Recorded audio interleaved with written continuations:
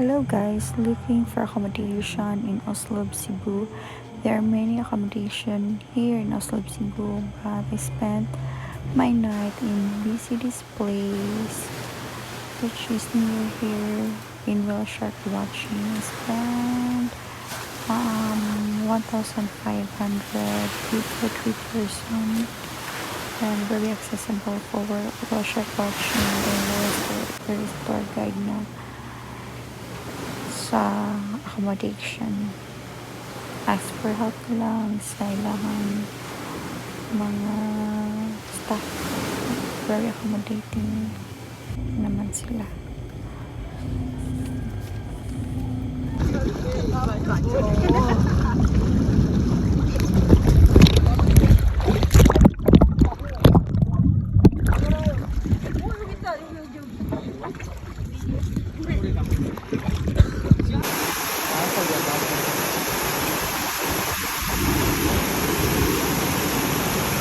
Wala ba dito?